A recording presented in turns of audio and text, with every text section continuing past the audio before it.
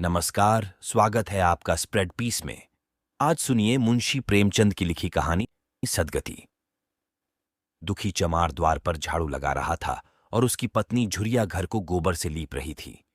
दोनों अपने अपने काम से फुर्सत पा चुके तो चमारिन ने कहा, तो जाके पंडित बाबा से कह आओ ना, ऐसा ना हो कहीं चले जाएं। दुखी, हाँ जाता हूं, लेकिन यह तो सोच बैठेंगे किस चीज पर। झुरिया, कहीं से खटिया न मिल जाएगी, ठकुराने से मांग लाना। दुखी, तू तो कभी कभी ऐसी बात कह देती है कि देह जल जाती है। ठकुराने वाले मुझे खटिया देंगे, आग तक तो घर से निकलती नहीं, खटिया देंगे। कैथाने में जाकर एक लोटा पानी मांगूं तो न मिले, भला खटिया कौन देगा। हमारे उपले सेंठे भूसा लकड़ी थोड़े ही हैं कि जो चाहें उठा ले जाएं।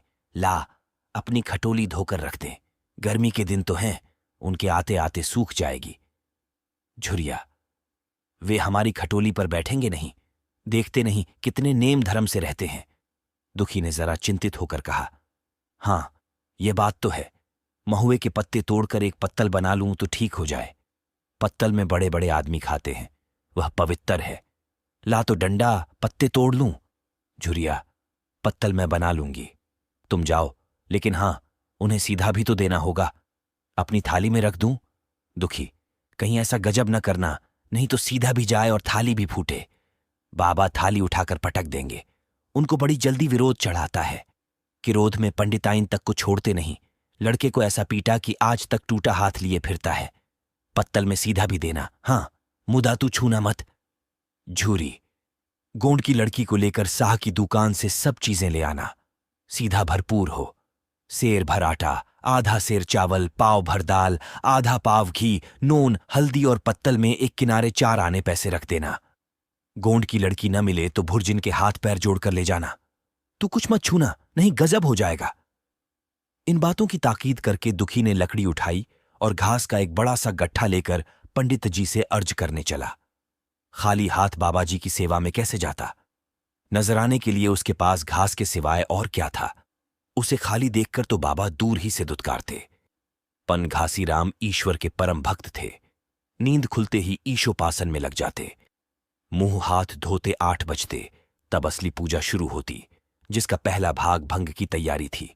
उसके बाद आधा घंटे तक चंदन रगड़ते, फिर आईने के सामने एक तिनके से माथे पर तिलक लगाते। चंदन की 2 रेखाओं के बीच में लाल रोरी की बिंदी होती थी। फिर छाती पर, बाहों पर चंदन की गोल गोल मुद्रिकाएं बनाते। फिर ठाकुर जी की मूर्ति निकालकर उसे नहलाते, चंदन लगाते, फूल चढ़ाते, आरती करते, घंटी बजाते। 10 बजते बजते वह पूजन से उठते और भंग छान कर बाहर आते। तब तक 2-4 जजमान द्वार पर आ जाते। ईशोपासन का तत्काल फल मिल जाता। वही उनकी खेती थी। आज वह पूजन गृह से निकले तो देखा दुखी चमार घास का एक गट्ठा लिए बैठा है। दुखी उन्हें देखते ही उठ खड़ा हुआ और उन्हें साष्टांग दंडवत करके हाथ बांधकर खड़ा हो गया। यह तेजस्वी मूर्ति देखकर उसका हृदय श्रद्धा से परिपूर्ण हो गया। कितनी दिव्य मूर्ति थी। छोटा सा गोल मटोल आदमी, चिकना सिर, फूले गाल, ब्रह्मतेज से प्रदीप्त आंखें, रोरी और चंदन देवताओं की प्रतिभा प्रदान कर रही थी। दुखी को देखकर श्रीमुख से बोले, आज कैसे चला रे दुखिया। दुखी ने सिर झुकाकर कहा, बिटिया की सगाई कर रहा हूं महाराज, कुछ साइड सगुन विचारना है। कब मर्जी होगी। खासी, आज मुझे छुट्टी नहीं, हां सांझ तक आ जाऊंगा। दुखी, नहीं महाराज, जल्दी मर्जी हो जाए, सब सामान ठीक कर आया हूं। ये घास कहां रख दूं। घासी, इस गाय के सामने डाल दे और जरा झाड़ू लेकर द्वार तो साफ कर दे। ये बैठक भी कई दिन से लीपी नहीं गई, उसे भी गोबर से लीप दे। तब तक मैं भोजन कर लूं, फिर जरा आराम करके चलूंगा। हां, ये लकड़ी भी चीर देना। खलिहान में 4 खांची भूसा पड़ा है, उसे भी उठा लाना और भुसौली में रख देना। दुखी फौरन हुक्म की तामील करने लगा। द्वार पर झाड़ू लगाई, बैठक को गोबर से लीपा। तब 12 बज गए। पंडित जी भोजन करने चले गए। दुखी ने सुबह से कुछ नहीं खाया था। उसे भी जोर की भूख लगी, पर वहां खाने को क्या धरा था। घर यहां से मील भर था, वहां खाने चला जाए तो पंडित जी बिगड़ जाएं। बेचारे ने भूख दबाई और लकड़ी फाड़ने लगा। लकड़ी की मोटी सी गांठ थी, जिस पर पहले कितने ही भक्तों ने अपना जोर आजमा लिया था। वह उसी दमखम के साथ लोहे से लोहा लेने के लिए तैयार थी। दुखी घास छीलकर बाजार ले जाता था। लकड़ी चीरने का उसे अभ्यास न था। घास उसके खुरपे के सामने सिर झुका देती थी। यहां कस कस कर कुल्हाड़ी का भरपूर हाथ लगाता, पर उस गांठ पर निशान तक न पड़ता था। कुल्हाड़ी उछट जाती। पसीने में तर था, हाँफता था, थक कर बैठ जाता था, फिर उठता था। हाथ उठाए न उठते थे, पांव कांप रहे थे, कमर न सीधी होती थी। आंखों तले अंधेरा हो रहा था, सिर में चक्कर आ रहे थे, तितलियां उड़ रही थीं, फिर भी अपना काम किए जाता था। अगर एक चिलम तंबाकू पीने को मिल जाती तो शायद कुछ ताकत आती। उसने सोचा, यहां चिलम और तंबाकू कहां मिलेगी? बाहमनों का पूरा है। बाहमन लोग हम नीच जातों की तरह तंबाकू थोड़े ही पीते हैं। सहसा उसे याद आया कि गांव में एक गोंड भी रहता है, उसके यहां जरूर चिलम तंबाकू होगी। तुरंत उसके घर दौड़ा। खैर, मेहनत सफल हुई। उसने तंबाकू भी दी और चिलम भी दी, पर आग वहां न थी। दुखी ने कहा, आग की चिंता न करो भाई, मैं जाता हूं, पंडित जी के घर से आग मांग लूंगा। वहां तो अभी रसोई बन रही थी। ये कहता हुआ वह दोनों चीजें लेकर चला आया और पंडित जी के घर में बरौठे के द्वार पर खड़ा होकर बोला, मालिक, रचिके आग मिल जाए तो चिलम पी ले। पंडित जी भोजन कर रहे थे। पंडिताइन ने पूछा, यह कौन आदमी आग मांग रहा है? पंडित, अरे वही ससुरा दुखिया चमार है। कहां है? थोड़ी सी लकड़ी चीर दे। आग तो है, दे दो। पंडिताइन ने भेरवें चढ़ाकर कहा, तुम्हें तो जैसे पोथी पत्रों के फेर में धर्म कर्म किसी बात की सुधि ही नहीं रही। चमार हो, धोबी हो, पासी हो, मुंह उठाए घर में चला आए। हिंदू का घर न हुआ, कोई सराय हुई। कह दो दाढ़ीजार से चला जाए, नहीं तो इस लुआठे से मुंह झुलस दूंगी। आग मांगने चले हैं।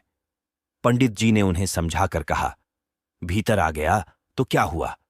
तुम्हारी कोई चीज तो नहीं छुई। धरती पवित्र है, जरा सी आग दे क्यों नहीं देती?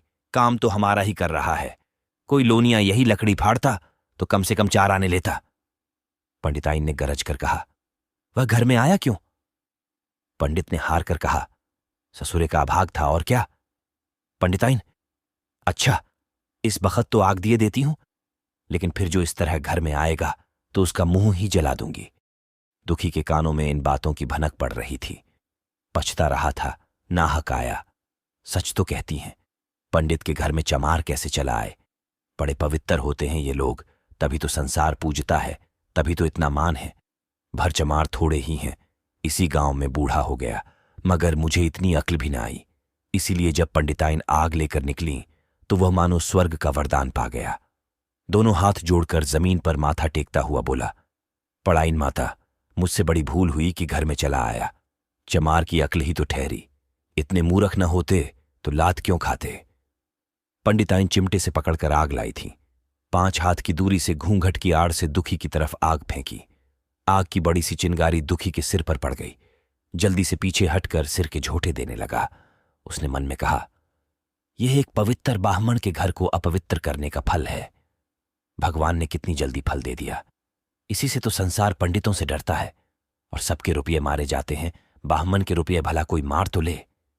घर भर का सत्यानाश हो जाए। पांव गलगल कर गिरने लगे। बाहर आकर उसने चिलम पी और फिर कुल्हाड़ी लेकर जुट गया। खटखट की आवाजें आने लगीं। उस पर आग पड़ गई तो पंडिताइन को उस पर कुछ दया आ गई। पंडित जी भोजन करके उठे तो बोली, इस चमरवा को भी कुछ खाने को दे दो, बेचारा कब से काम कर रहा है, भूखा होगा।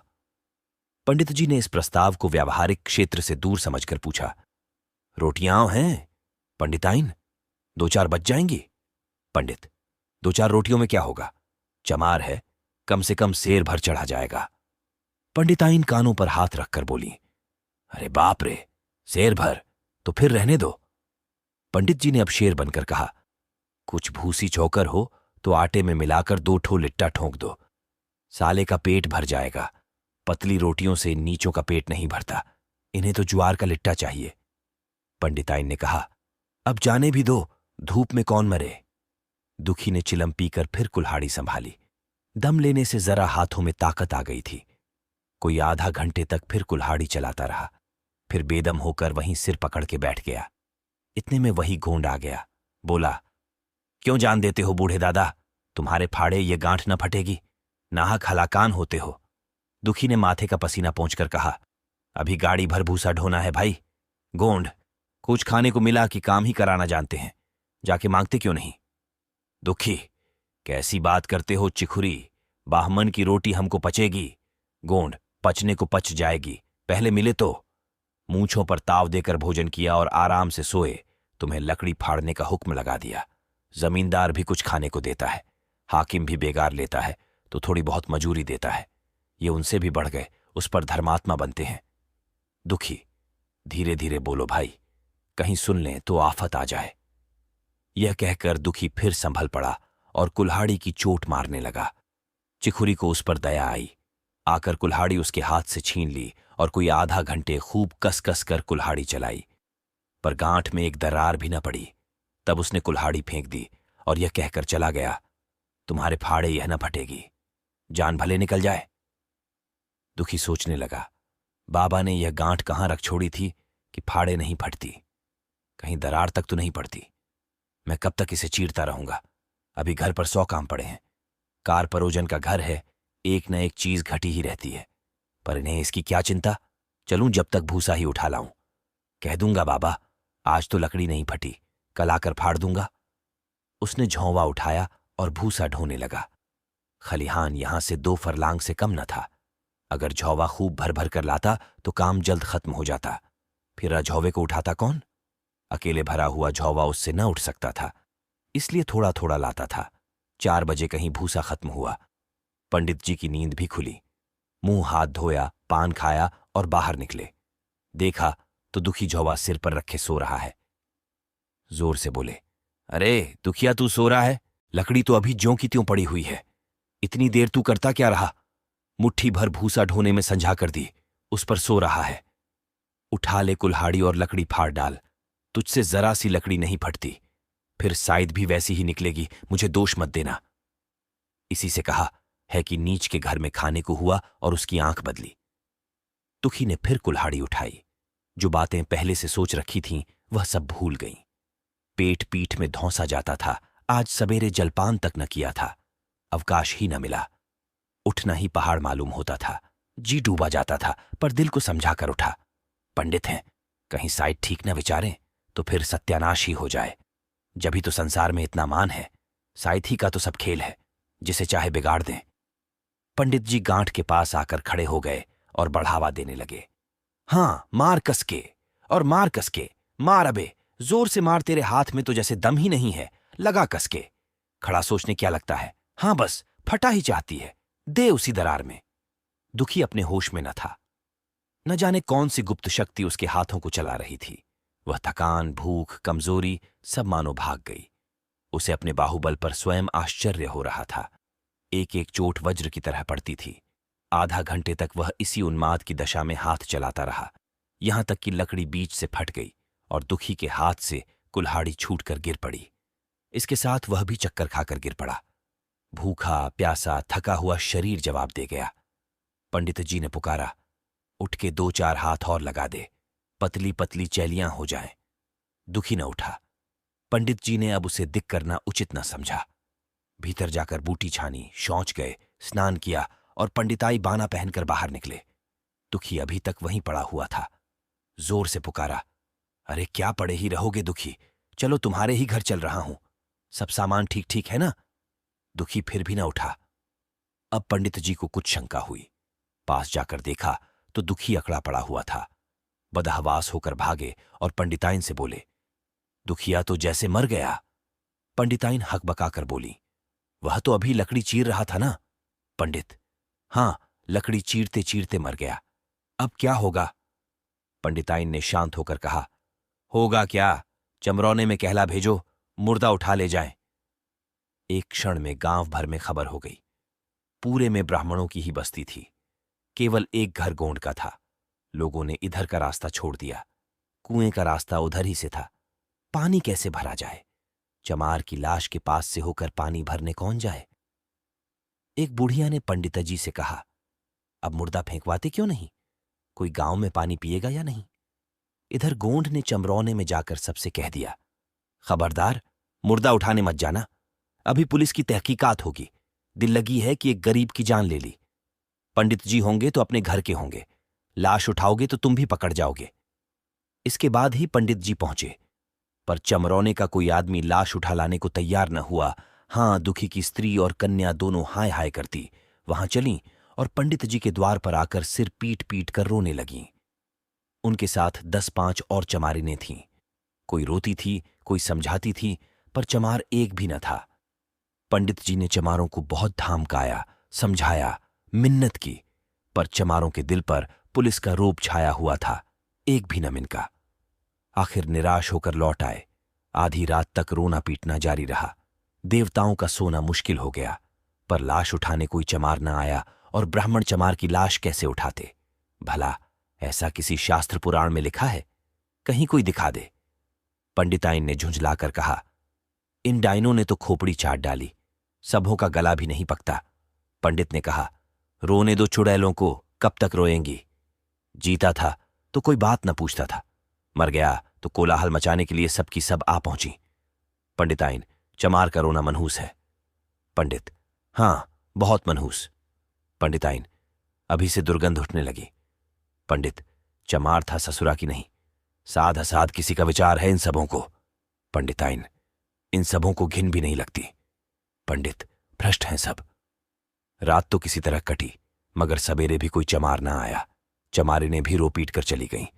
दुर्गंध कुछ कुछ फैलने लगी। पंडित जी ने एक रस्सी निकाली, उसका फंदा बनाकर मुर्दे के पैर में डाला और फंदे को खींचकर कस दिया। अभी कुछ कुछ धुंधलका था। पंडित जी ने रस्सी पकड़कर लाश को घसीटना शुरू किया और गांव के बाहर घसीट ले गए। वहां से आकर तुरंत स्नान किया, दुर्गा पाठ पढ़ा और घर में गंगा जल छिड़का। उधर दुखी की लाश को खेत में गीदड़ और गिद्ध कुत्ते और कौए नोच रहे थे। यही जीवन पर्यंत की भक्ति, सेवा और निष्ठा का पुरस्कार था। आप सुन रहे थे मुंशी प्रेमचंद की लिखी कहानी सदगति।